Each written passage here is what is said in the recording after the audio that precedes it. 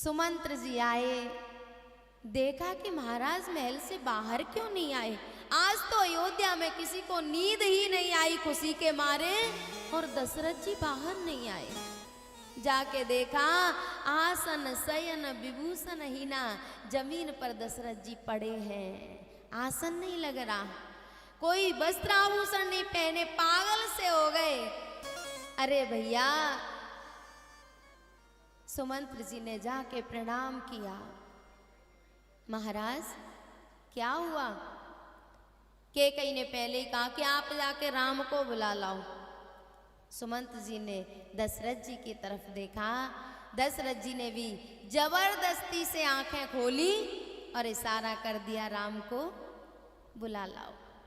राम जी को बुला के लाए। राम जी ने जब अपने पिता की हालत देखी तो कैकेयी से पूछा, माँ मेरे पिता को क्या हुआ है। बोले पिता की इस हालत का जिम्मेदार आप हैं। बोले मैं कैसे। बोले आपके पिताजी ने 2 वरदान दिए थे और वो वरदान मैंने मांगे तो तुम्हारे पिताजी की ये हालत हो रही है। माँ आपने वरदान में क्या मांगा। बता दिया, पहला वरदान भरत का टीका और दूसरा आपका वनवास। राम जी ने कहा, जो न जाऊं बन ऐसे उकाजा, प्रथम गनी मोय मूड समाजा। अगर मैं राजा बना तो केवल मैं राजा रहूंगा, लेकिन अगर मेरा भरत राजा बन गया तो मैं राजा का बड़ा भाई बनूंगा, मेरा पद ऊंचा होगा। और ऐसे शुभ अवसर पर भी यदि मैं वन में नहीं गया, प्यारे हम भी चाहते हैं कि हमारे घर में राम राज्य हो, लेकिन राम जैसा त्याग नहीं चाहते। हम भी चाहते हैं कि हमारा भाई भरत जैसा हो, लेकिन राम जैसा स्वयं नहीं बनना चाहते। केवल राम से राम राज्य होने वाला नहीं है, राम राज्य के लिए राम जैसा त्याग भी जरूरी है। खुश हो गए, बोले ठीक है मैं आज ही वन में जाऊंगा। कौशल्या मैया के पास गए, माँ पिता अधीन मोय कानन राजू। कौशल्या मैया ने कहा, राम तू मुझसे मजाक कर रहा है, मैंने तो आज तक वन का राज्य नहीं सुना। कानन कहते हैं वन को। बोले माँ मैं सच्ची कह रहा हूँ, पिताजी ने मुझे वन का राज्य दिया है और अयोध्या का राज्य तो सीमित है, वन की कोई सीमा नहीं है, बहुत बड़ा राज्य मिला है।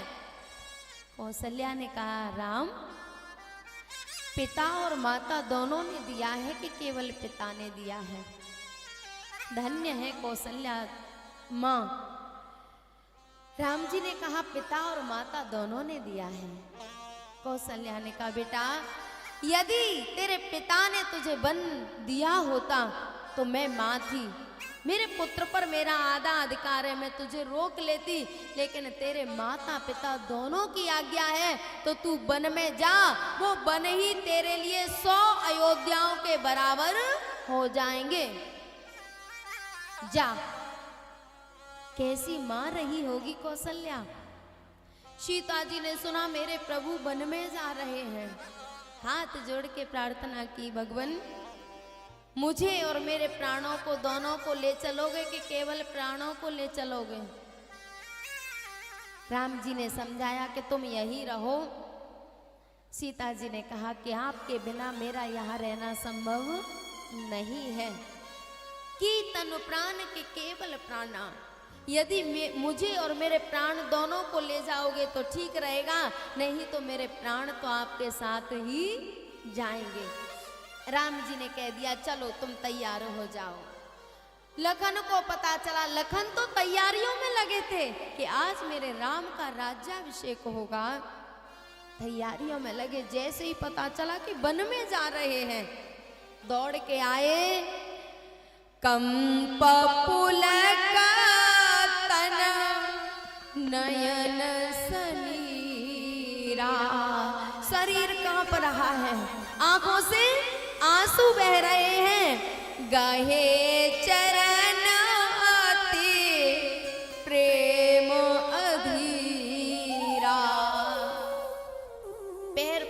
लगे राम जी के।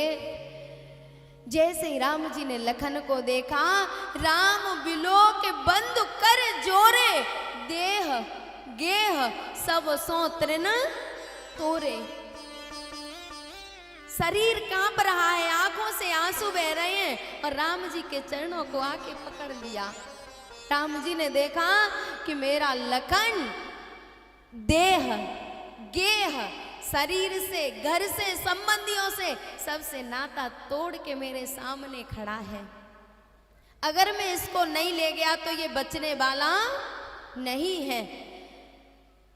राम जी ने कहा, लखन तू यही रहे, माता पिता गुरुजनों की सेवा करना, और भरत भी है नहीं, शत्रुघ्न है नहीं, मैं चला जाऊंगा तो यहाँ इनकी सेवा कौन करेगा।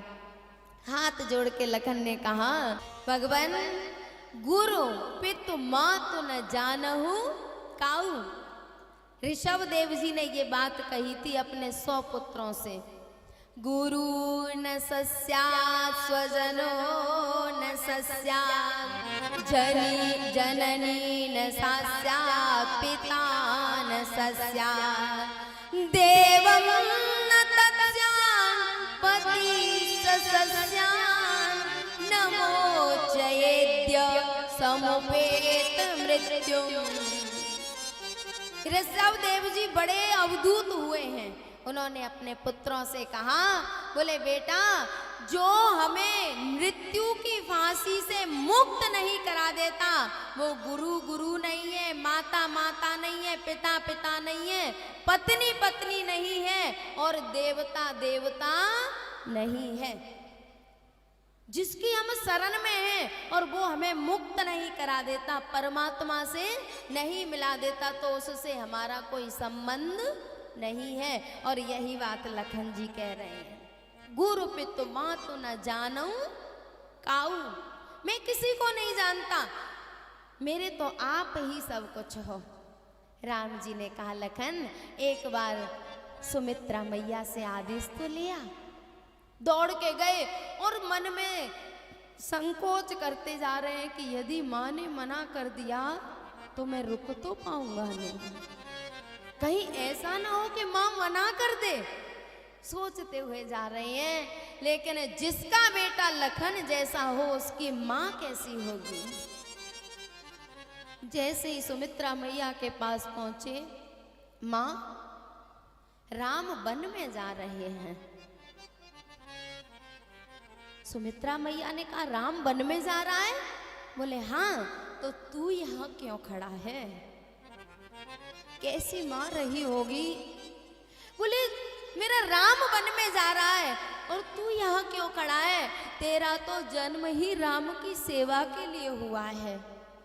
और प्यारे लखन जी ने कहा कि मुझे राम जी ने ही भेजा है कि माँ से आज्ञा लेके आ। तो बहुत प्यारी बात कही, तात तुम्हारे माँ तो वही देही, पिता राम सब भांति सनेही, अवदता जहाँ राम निवासु, तहीं दिवसु जहाँ भान प्रकाशु। लखन तेरी माँ जानकी वहीं खड़ी थी, जब राम ने कहा तो तू उससे आज्ञा ले लेता। तात तुम्हारे माँ तो बैदेही, और पिता राम था, तू उसी से कह देता कि माँ बताओ क्या आदेश है। राम से ही कह देता कि आप मेरे पिता हो, बताओ क्या आदेश है, तू मेरे पास क्यों आया है। लखन जी ने कहा, मुझे राम जी ने ही कहा था। तब सुमित्रा ने बहुत प्यारी बात कही, लखन जितने भी संबंध है ना, वो सारे संबंध राम के नाते से हैं।